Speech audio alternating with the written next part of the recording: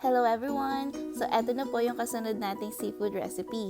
Ang tawag po natin dito ay pan-grilled squid. So umpisahan na po natin. Kakailanganin po natin dito ng bawang, kamatis, spring onion, at syempre po luya. Gagamit din po ako dito ng annatto oil o sweaty oil, pero optional lamang po ito.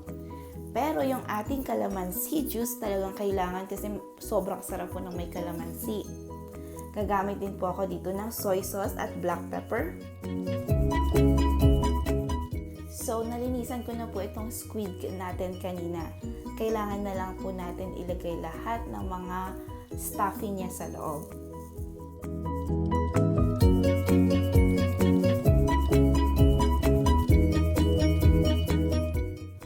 So guys, eto yung pinakasekreto natin kung bakit lasang inihaw ang ating pusit.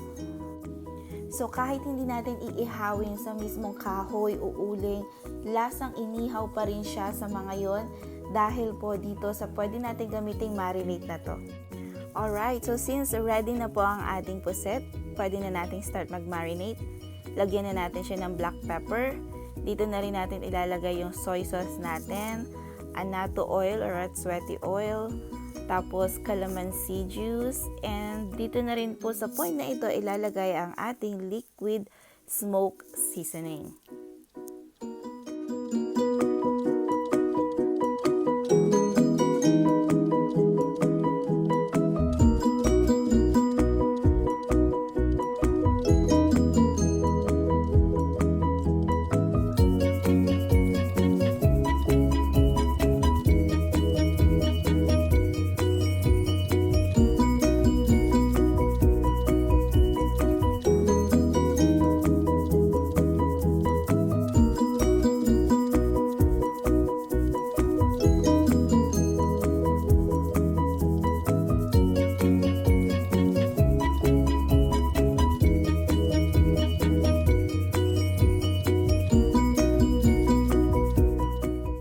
So, pagkatapos po nating i-marinate, magpainit na tayo ng mantika sa ating pan.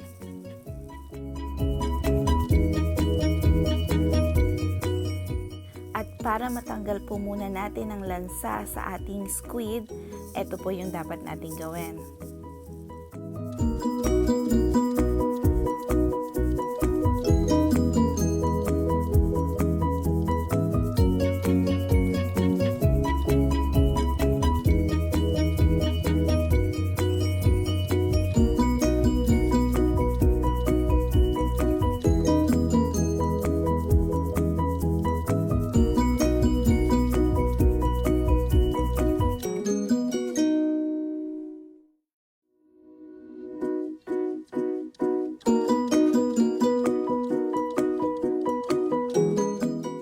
Alright, so dahil nasa mantika na po yung lasa ng ating ginger, pwede na po nating ilagay dito sa ating oil yung ating squid.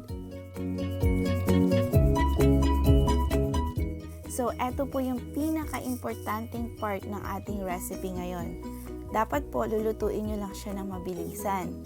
So, mga 45 seconds po each side, tagdadalawang beses nyo po silang iikot.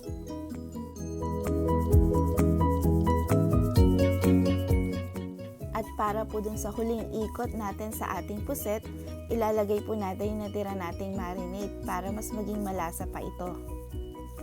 So after po nating ilagay yung ating natitirang marinade sa kanya, iikutin lang natin once and ready na po siya i-serve.